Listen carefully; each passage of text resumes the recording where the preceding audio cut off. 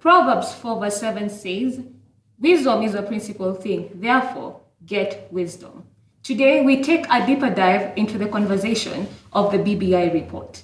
Good morning, good evening, good afternoon, from wherever you're watching us from. This is a Compass Show. I'm your host, Michelle Hope. And on set, I am joined by wonderful gentlemen. And on my left, I have Honorable Samuel Windia, who is the Jubilee Youth Leader. Karibu to the show. And on my right, I have Moses Kashugi, who's the Secretary General of NDM, who is the Secretary General of NDM. And further, I am joined by Kevin Mulima, who's not only a pastor, but also a civil engineer. Welcome to the show. Thank you. And before we get into the conversation, let's watch this video.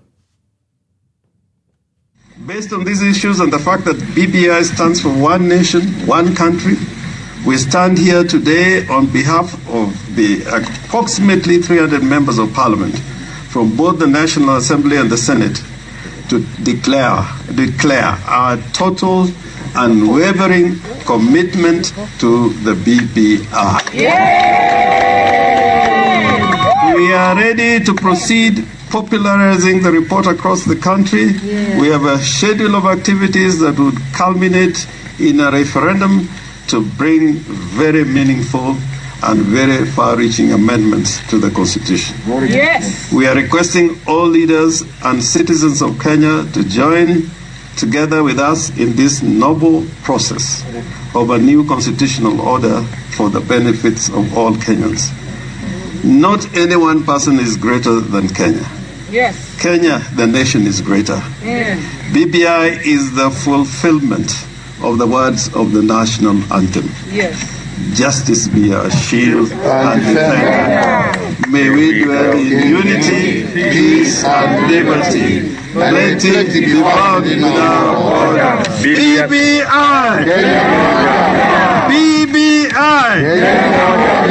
Na Kenya moja. BBI! Asante sana. Well done. Well done. Thank you. Done. Thank you. Thank you, Tasha. Okay. Done. Thank you. Good. 3, 2. What's your take, as you've had the video, what's your take on it? I'll start with you, Honorable Windia. This process that the MPs went to Naivasha is to build dialogue. But we have seen it. It's one-sided dialogue that they went to do.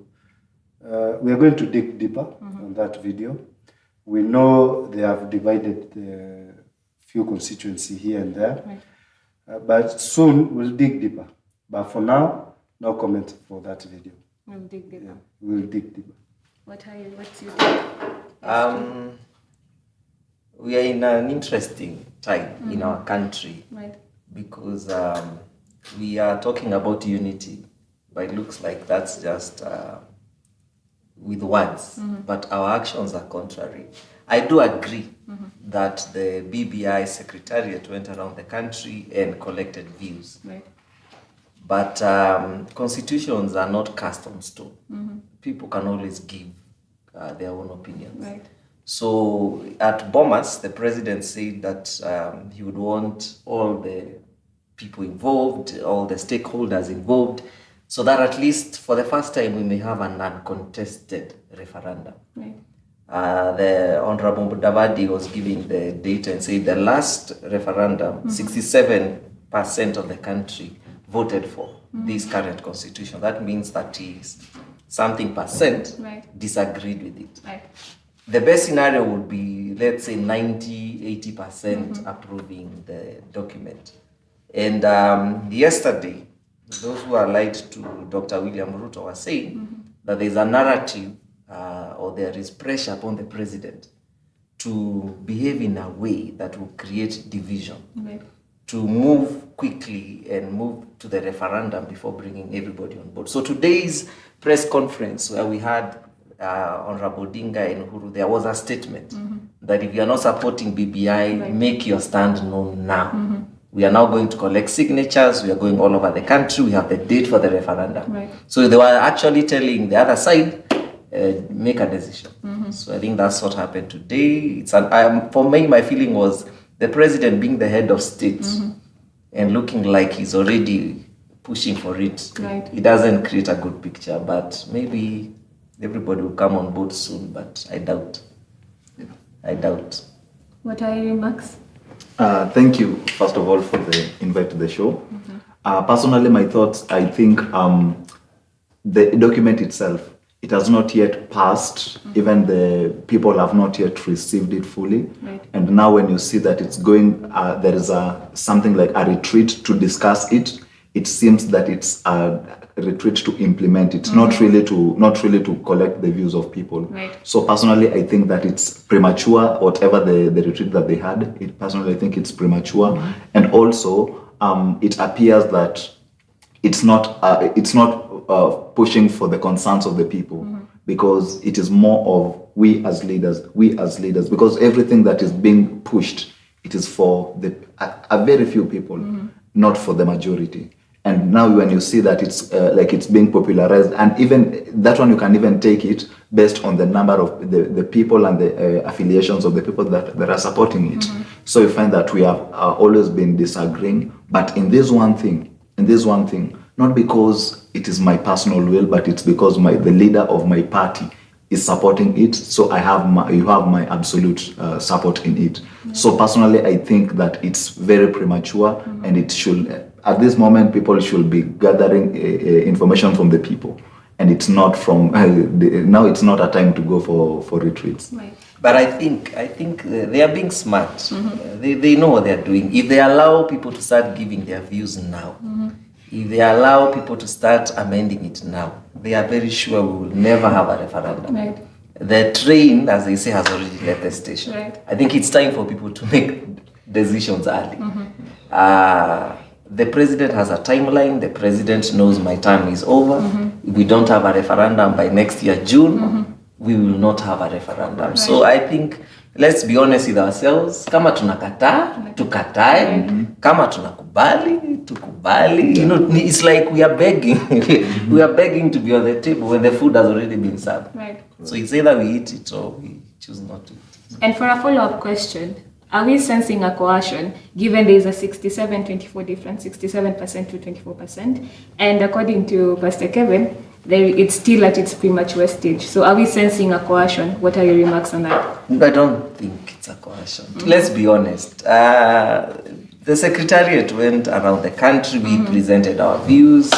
I think my friend here presented his views about the youth. The church presented their views. Let's be honest, almost twice. There was the first round, the second round. The BBI has captured some of those things, though they are very political.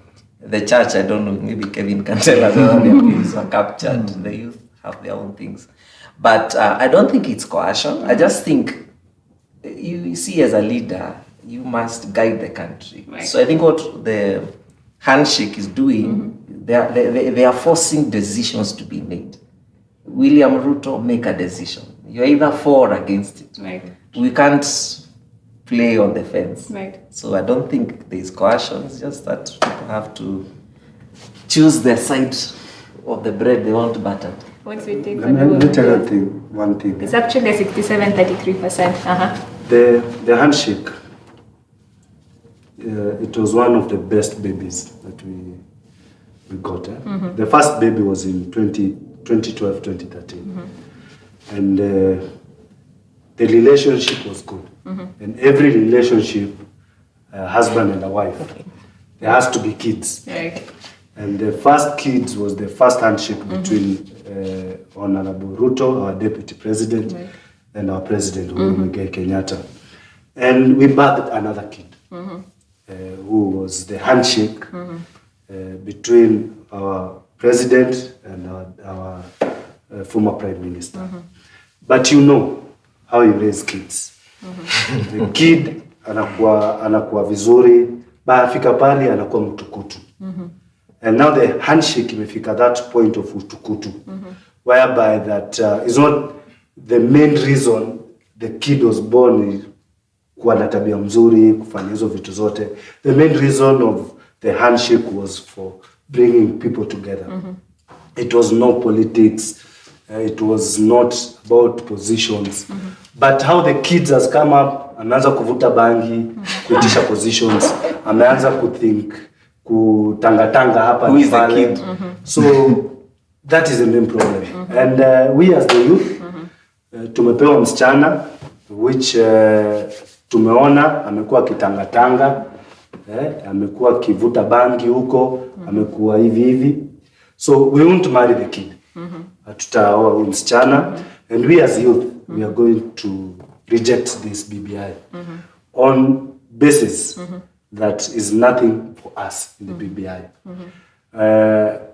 Wamekuwa kitu seduce pole with the 7-year tax holiday, youth commission. Those, they are nothing to entice us. Haitupe hiyo morali ya ku keep the conversation going. And it's like a peanut on the food, and we are going to reject it. About bringing people together, it doesn't bring anyone together. Actually, it has divided us more than ever before, between us and them. And us, we will have the final say. And maybe just to add on it, Yes, Pastor. Spiritually, the foundation determines, and even in construction, because I'm in my profession, the foundation determines the height and even the magnitude, the size of the structure. So, and the foundation, how you build it, and the reasons as to why you build it is going to determine everything. Let us be honest. The BBI, it was not initiated by bringing people together. Let us be honest. It was, if you look at it, it was all about representation. No winner, no loser. It is all about winner. And this thing is somehow, it's removing accountability, because the person according to the old system, the person who loses becomes the opposition leader. Right. He checks the government. He cross-checks the government, make sure that the government is in check. But now if you eliminate it, that means that things are going to happen in the government without any oversight. So we are leaving oversight to people who are partisan, instead of people who are like their role, like you are taking away that role. Right. So for me, I think by the virtue of that, even whatever is going to result after it, it is going to be based on, do we have enough representation? Right. And if we look at Kenya, by the way, the problem in Kenya is not representation. If you compare Kenya or even to the other nations in the world, right, even the most developed nations, something like a country like the US, if you look at the ratio between the politician or the leader to the number of citizens, it is much higher than Kenya. So why do we need to add more people? So that is a question that we need to ask ourselves. If you're saying that the youth want a representation, the youth, in essence, what they are saying is, we are suffering because we don't have any person to voice our thoughts. Yes. It does not mean that you need to create a docket for us. It just means that the system and the mechanisms and the environment that we have created in this nation does not favor us as youth. Right. For example, if I want to start a business, Honorable Mondia has been championing for something which is very critical. You are told to have help clearance, yet you never received a loan. Right. So why should you clear something that you never had in the first case? You are told, for example, to have CRB clearance. You have never taken a loan. Right. So such things, and on top of that, once you have your business ready, you are supposed to start paying tax the first month of that you have started the business. So for a youth, it kills the innovation spirit, because if you look at for example, a company that you are trying to build, it will take several years before it becomes profitable. So how will you survive during that period? So that is whatever it is not being addressed even in this BBI. So if we saw something that is creating an environment for innovation, then that one will be helping the youth. But if it's something that is all about packing the houses, because now the next thing that we are going to see, now that for example, if we adopt the numbers, then that will mean that we need a new structure for the Senate. So where is that money going to come from? We need to also expand the National Assembly. Where is that money going to come from? Yet we don't even have money to fund the ideas and the businesses of our youth. So personally, as Honorable Mondia has said, as a youth, I will reject that. Yeah. Thank you, Steve. I don't know why my brother Munde is looking at me. I think he wants me to say as NDM, as a party. What's your stand? We received the document, and we were fortunate to receive the hard copy during the launch at Bomas. It's sad that Kenyans are being asked to either vote for or reject for a document they have not seen. That document is about 294 pages. I don't know who's going to read for show, who's going to read for people who can't even afford their daily bread to go get that document, maybe from the government, wherever. First, they should have made sure that this document at least is either translated, because it affects our lives for the next many years. It's translated into maybe different languages. It's simplified maybe into 10 points and given to people to understand. Unfortunately, it is the politician who will come and tell you what is in the document, leading you to where they want you to go. So if we are rejecting it, we will tell you the bad things. If we are supporting it, we will tell you the good things. Now, as a party, we are still reviewing, we are still reading it. We have already made some conclusions, but I think within 2 or 3 weeks, we would have made our statements known. Definitely, we must speak for Mwananchi, and we will make our stand known very soon. But I think so far, we are already seeing a division that we were not anticipating. We were hoping this process will bring everybody on board. It's very easy.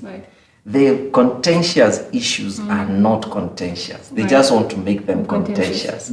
They don't want Kenyans to think beyond the document. They want Kenyans to say, yeah, we have been given that 5%. That's a good thing. They want the women to say, yes, we've been given an extra seat at the Senate. But they don't want to tell that woman, but in Parliament, they've taken away the 16 positions for nominations.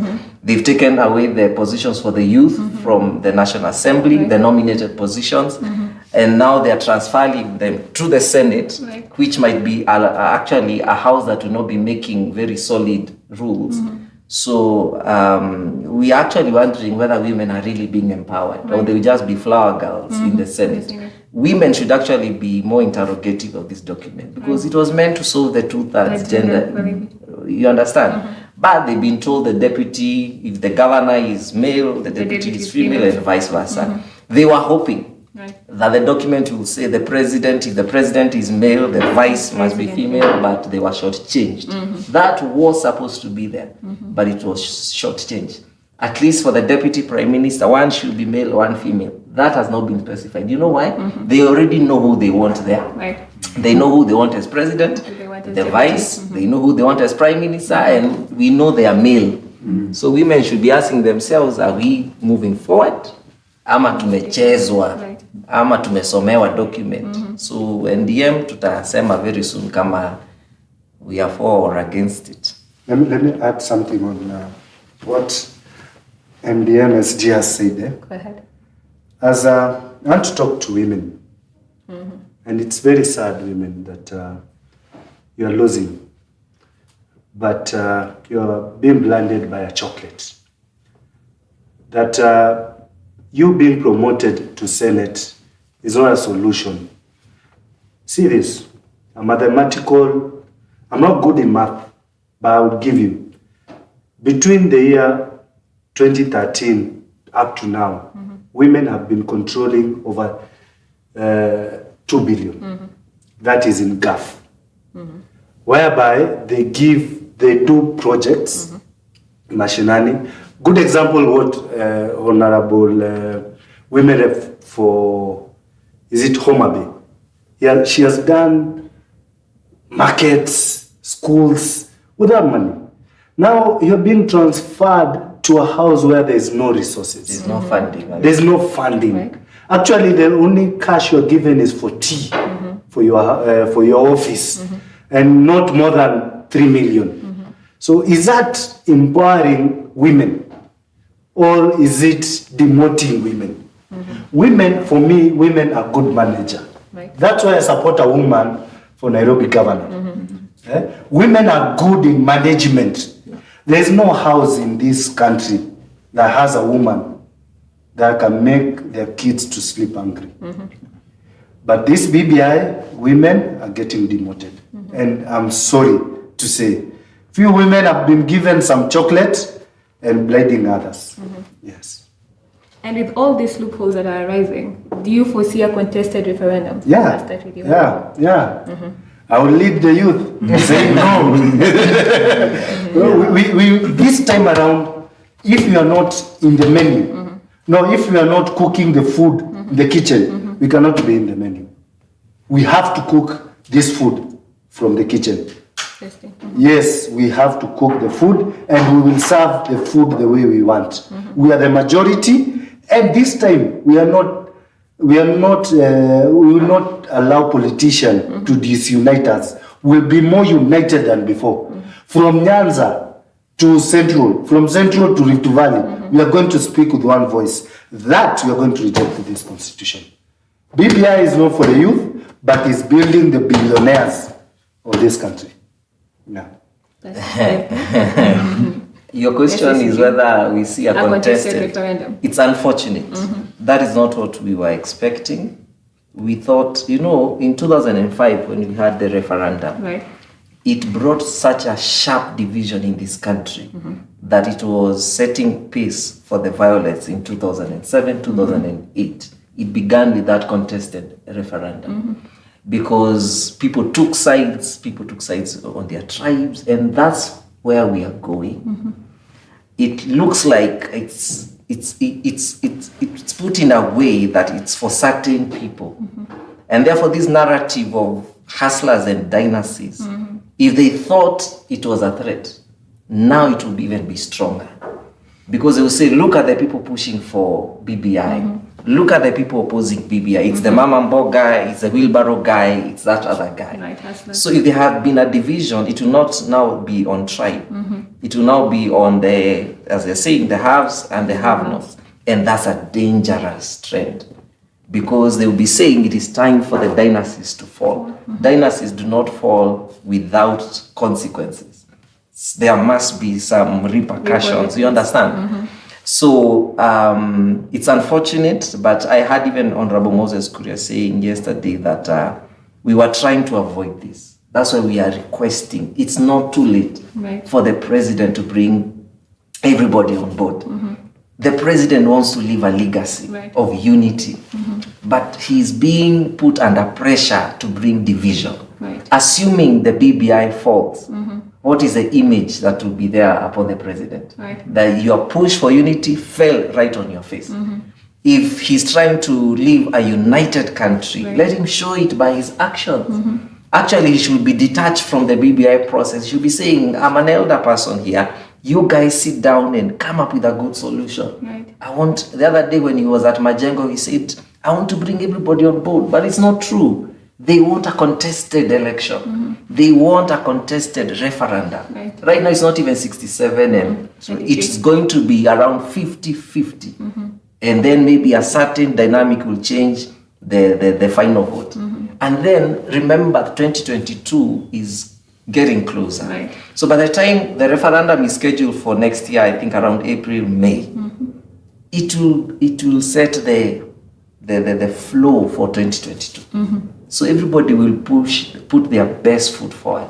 Those who are rejecting it want to prove that they have numbers. Those who are supporting it want to prove that they have the numbers. Tell me whether we are going to have a peaceful election in 2022. Certainly not. Yeah, so I also believe that, as the SG has said, that everything that is happening, that the president supporting it, the president and the former prime minister supporting it, and then you have the deputy president against it. It is setting, like it's establishing grounds for a contested election, for a contested referendum. So once we go to the aspect of like we are going to vote, it again removes the whole meaning of whatever they were doing, because it's like amending the constitution. So it removes like the aspect of bringing unity, because you cannot vote for unity. You have to establish it from you have to establish it from the ground up. So if you have failed to do that, and what I saw in 2005 after the referendum, parties emerged from that. You get it? Like, because kulikuwa na chungwa na ndizi. Ndio. The bananas. The banana, okay, the banana party. the banana ilikuliwa, and then all of a sudden, and then the orange ikakuwa a party, and then within the orange again ikasplit ikakuwa several parties. So you get that this thing is like a vehicle to establishment of a party. And what happened at that point? When the party even split, more divisions resulted. Like when ODM broke from ODM Kenya, and later on to Wiper and all that, it was division. So what you are trying to establish as unity and ends up to becoming more disunity. So for me, I think it's the structure itself. It's not really for unity, but it's a hotbed. It's a dangerous thing for disunity in this nation. And just to add, the people who are going to be affected mostly, it's the youth. So you ask why? Youth make up the majority, yet they have the little share, like the most insignificant share in the whole representation of the draft. And once we have that, because the youth are the majority, if it's voted in, what's going to happen? The people who have voted in are going to suffer the most. So the inequality levels are going to increase, and a youth must eat. So what will be the consequences? We will have the crime rate increasing, hate speech increasing, because now people will stop seeing me. For example, if I come from Nyanza or I come from Central, people will stop seeing me as me, but they will start to see me like I have a map of Central or a map of Rift Valley. Like I will go into that category. Yet we were friends, and that one will cost like it will destroy the nation. Even more than it was in 2007, because now people have got more money, so they can fund the violence even more. So I think it's something that really needs to be addressed. Okay, interesting thoughts. Let's switch a bit. So the BBI says that Nairobi is supposed to be a special county, where the national government wants to share functions with it. What are your remarks on that? I can't allow that. One, We is Jubilee, right? me as Nairobi people, as Nairobi voters, I am a Nairobi voter and a member of Jubilee, top 100.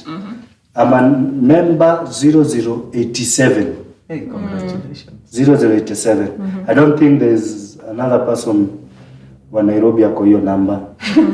I'm serious. We can't have two heads in a house. It's either we have one head. We can't have general or a CS controlling the same county, and we have a governor. Even it's a waste of public resources. The same way even with the Senate. We can't have two senators from one county. Voting pattern would be wrong. Even how to develop, even to make decision will be harder. What is the reason of having a governor who has Department of Fisheries, sports, catering? You see, the function that remains to the governors are like for chief or a kijiji man. Right. So there is no reason of us having division in Nairobi. If they want to take it, take the whole thing. If you want Nairobi to remain as a county, let it remain as a county. Don't tell us there is a function for national government, which is a good thing. Right. It's a good because more resources will be pumping, but let the county be a county on its own. The whole resources. Let the national government and the county come to an agreement on how to do such things. Like we have Ministry of Planning. Okay, let the Ministry of Planning and the the County Secretary of Planning working together. Let's have integration between the national and the county, not this division. It's actually bringing division between Nairobi people. Yeah. Thank you for that. That's true. On that issue, we had Governor Kidero, and he did his part. Right. The Nairobians hopefully voted for the current governor, Mike Sonko. And I tend to think that this issue of bringing NMS to Nairobi was not because of really service delivery. I tend to think there were certain agreements with the governor that were not done, and therefore the president had to use his executive powers to force the governor to sign that document. And now the general seems to be working, but he's working with the same resources that are located by the county. And the way I see it, it's the individual in office that determines whether the county works or not. If the general was the governor, he would have done what he's doing as NMS. You understand? It's not NMS that is working. It's who is there as the director. When we came to Mumias, Kidero used to be the MD. He ran it down. You understand? Someone else will come and raise it up. There are counties today that are doing very well. If tomorrow they vote in another governor, he might water down what the other governor did. So we cannot use someone's failure to make such an important decision as denying the people of Nairobi to be represented by their governor. They want to make Nairobians think that the governors have failed, and so the government is taking over and militarizing the country. I think the best approach would have been, when we go to vote, vote for the right person. Vote for somebody who can work. The same cabros that the general is doing, a governor will do it, even an MP. It's cabros, water, supplying water in the slums, doing roads. It's not because it's NMS, it's the individual. So I would ask the people of Nairobi, when we go for the next election, vote for a governor who has a track record, a governor who can work for people, a governor who has a vision, a governor who has worked before. You understand? And you have seen what they can do. A governor who is a woman. Probably a woman will do very well. But to seek clarity, did he probably put the general because him being from the KDF, they take orders? They take orders, and actually the president And said do not it himself. resist the orders. The other day he said, the general is working for me, not for Nairobians. He's working for me. So it's about an individual. The same thing BBI, wanatumia kifua. Push BBI, push Nairobi to be divided. Now the process, as the BBI is suggesting, is that the members of parliament will go and now decide which functions should go to the national government and to Nairobi governor. There is a problem. In that clause, if you read the 2010 constitution, it says MPs can go and make that same decision for any other urban county.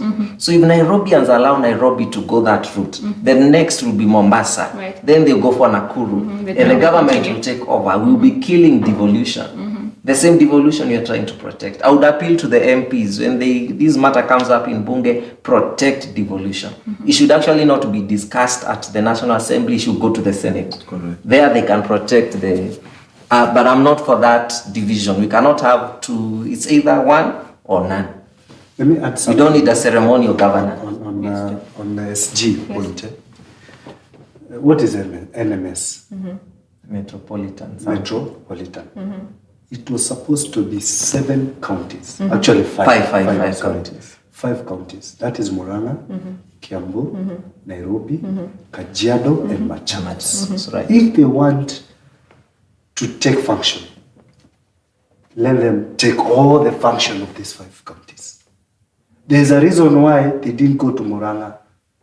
They know Mongoiria is another guy. The reason why these shenanigans of Kiambu happened, they wanted to do the same in Kiambu. But I think their deal did not go through. The same way even in Kajiado, there was some wrangles. They wanted to impeach the governor. But the people walichanuka. They were smart. That's why they didn't happen. So we're asking the government and this process of BBI, let this decision be left for Nairobi people. Even not for the assembly, but for Nairobi people to decide if we want MMS and NMS or not. But not other people who are voters from another constituency to decide for us. Yes. And just to add that on, for me, I won't agree on like taking Nairobi to be a special county, because making it a special county by itself is attracting vice into the country. Because how will a national government protect one county when it's supposed to protect the whole nation? Then you are missing your mark. You are supposed, if you are the national government, leave alone the county and let it operate as usual. It might be said that it's because Nairobi hosts, like it's the headquarters of the nation. It hosts the headquarters of an international organization. But yes, we host it. But can't it be given within the Nairobi structure, Nairobi County? Can't there be a minister who is in charge of all that? Instead of going all the way, like to taking it from the government, taking it to the government, because we have already, the thing is, we have seen the government, we have seen Nairobi under the government. It's not that we have not seen, and we have seen that there was no service delivery. Even though the governors who have been there, they have not performed as it was expected, but there is something to show for that we had a governor. You get it? Before, when the national government was there, when there was a minister in charge of the local government in Nairobi, there was nothing which was being done. Actually, most of those things, when anything you ask, it was being referred back to the MP, that the MP is not doing their work in their constituency. So that means that when you take it back, then you are transferring all the powers to the national government. So what happens when there is an issue and we Nairobians need to act? Go to State So House. are we going to go to State Go House? to Harambee House. You get it? So it's not really against the leadership of Nairobi, but it's against the powers of the Nairobi people. Because you cannot go to State House. Yes. You cannot go to demonstrate to Parliament. So because Parliament is national Parliament, it is not Nairobi Parliament. The only place where we can effect radical change is at the City Hall. So once that one is taken away, at the ward level, there is nothing that we can benefit. So let it remain as it is. Yeah. Actually, it comes harder for putting toes the NMS, because we know the county assembly counter-check the governor. Even the process, the budget allocation, just to go through the county assembly. Now, it will break the command chain. Now, Nairobians want road in Mkuru kwa Jenga. Will it go through the county assembly or go straight to the NMS? Even in terms of corruption cases, how will it be done? You cannot audit the military. You cannot audit. Actually, you can never even, I don't know if it's true, but I've been told the military, they don't have the budget. You can never ask them, where did you use this money? Yeah. Okay? So even how to make them accountable, it's harder. It's harder to make them accountable. So we're asking politely to the county, to the national government. Even Uhuru himself was a local minister. We cannot say this was built by the president as a local minister. Actually, the last person who was active, and I can remember he did a lot of work as a local minister, was the late Karisa Maina. He did a lot of work. But the rest, Akina Mudavadi, nothing. They nominated some people there, here and there. Even we lost lands, we lost money during their tenure. But we didn't remove function from the local minister and took to another department. We left it to them because we knew that one day we'll have a good person to lead the county. And I'm sure Nairobi people are wiser now. By 2022, we'll have the best manager. And a good manager is a woman. You can even ask yourself, so if the president of Kenya fails to deliver, are we going to transfer functions to the USA or to UN?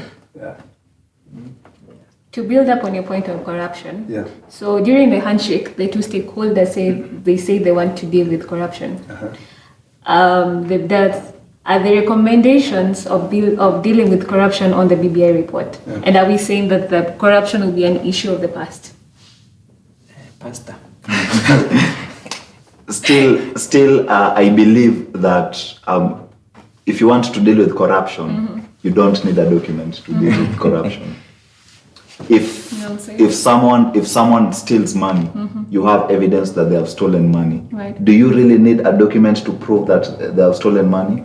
And even the law that we have currently in our 2010 constitution, or even before the constitution that was still there, if you look at the recommendations of punishing corruption, number one, the person in charge was supposed to step down, right? Pending the investigation. Do we see it? It's never done. Even we see even from the executive fostering corruption. Let me give you an example. The constitution says that any person who is appointed as the cabinet secretary should not be a politician. And if they were a politician and they assume that position, they cease becoming a politician. The constitution also says that you are not supposed, if you are in government, you are not supposed to advertise your work as a government. So what happens? All those things, they are reversed and they are happening. So you see a politician going to, like, for a rally, and they are promoting the agenda, not the government, but of an individual, of a political party. Right. When you say that this political party has hired me, so that one is quite different from the I'm working for the state. So how does this play in terms of corruption? If I know that I am corrupt and I am working for you, you are the person who's supposed to punish me. Are you really going to punish me? You're not going to punish me because I have something against you. First of all, you broke the rules. So you cannot use the same rules that you broke against me. So there is nothing like the proposals in the BBI solving corruption. There is nothing. If we want to solve corruption, we can really solve it. We know the cause. We know how it happens. Take an example of Nyayo House. How does Nyayo House access your travel information so that when you want to travel, they withhold your passport, Right. so that you pay a bribe? They know this thing is going on, and even you'll hear the minister saying that we know what happens. So how did they know? Because this information is conveyed, let's say, from the airline industry to these people. They know it, but what steps have been taken to curb it? We are in the digital era where every place you move, you leave a digital footprint. So we cannot really say that we don't have enough evidence. If someone has got enough evidence of let's say, a youth hacking, and they say that they were in this building at this time, why don't we also have the same information about this minister who stole money? And right now we are supposed to convict them. And another thing, whatever we have been seeing even right now in terms of prosecutions, it is partisan. Right. If we only prosecute you if you are from this side, and we saw it in the recent gubernatorial positions. One governor was against the government, one governor was for the government. And you even hear the senators who are supposed to grill them. One is grilled by the entire Senate. The other one, a special committee is formed to grill them. And when you look at it, there is nothing that is being grilled. And I remember there was a NTV, the solitary confinement. So the person who is grilled is very comfortable to a point that they are even playing a game during the proceedings. Right. Why? They know that I am clean because of the orientation that I'm, the inclination that I'm in. So if we really want to deal with corruption, you cannot solve something that's in you, Right. like something that is around you until yet it's in you, Right. until you deal with that which is in you. Introspection. So if corruption is in you, first of all, deal with that which is in you, and then you use the experience that you learned during that time to deal with these others. So if let the president and the president and the entire government address corruption directly and do not use our documents, because it won't work. You know, they lied to Kenyans that BBI would deal with corruption, so that we support it. Right. But the clause for corruption is like one sentence, that we are proposing that all corrupt cases be dealt with at most 2 years. Fine, we'll go to court. The same court can declare there was nothing stolen and let the offender go. So, to be very honest, BBI was never about corruption, was never about national ethos, was never about Correct. all those sweet things.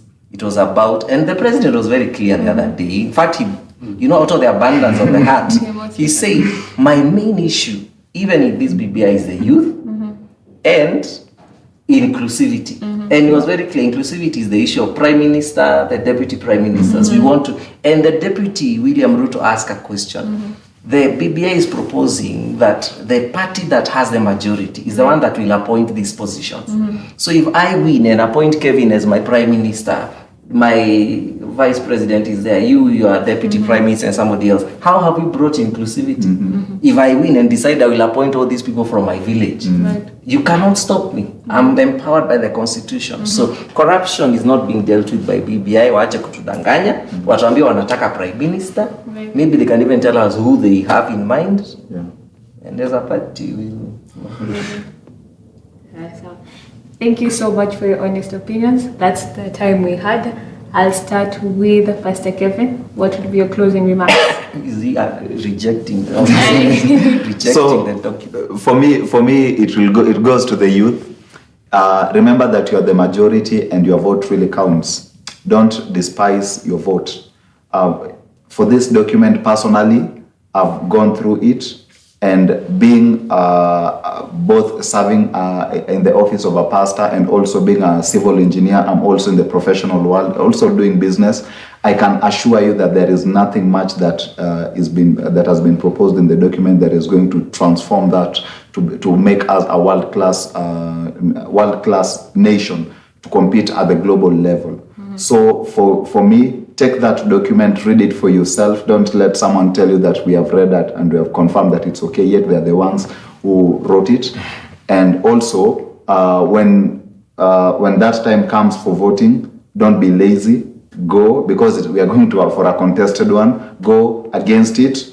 Yes, go against it so that you are safe and your development may be assured. Thank you. I think as a party would request Kenyans to still read the document, even though we can already tell what they want, but read the document, listen to what people are saying, make an informed decision for the sake of yourself and your children and your children's children. I am very sure people go according to whom they are supporting as their presidential candidate. But let's think posterity. Let's think 10 years from today, 20 years. Do we want to review this constitution again? I also want to appeal to the president. It's not too late to bring everybody on board. It's very easy to have a non-contested referendum. It's just one phone call. Hey, you guys, come, let's talk. What do you want here? Let's finish it. You understand? But if they want us to go for a non-contested, we are ready for it. The people will vote. People will make their voices heard, and we just hope that Kenya remains united. We pray that Kenya remains united, regardless of the results. Thank you so much. Honorable Mundia. I'll speak the language that my boys mnani understand. Takuwa show the reality about the 7 years tax holiday. 7-year tax holiday inamaanisha ya kwamba wewe kijana mwenye uko mtaa unauza smoke yako utauza the same way that umekuwa ukiuza. Hii BBI ya 7 years tax holiday ni ya mabazenga. Mabazenga inamaanisha wale wana get mshahara end month, wale wanafanya contract za mabilioni ama contract na gava, wata get the holiday, hawatakuwa nalipa tax. But wewe ukiuza smoke yako, utabai smoke yako the same amount, utalipa kanjo the same amount. Hakuna kitu utaja benefit from the tax holiday.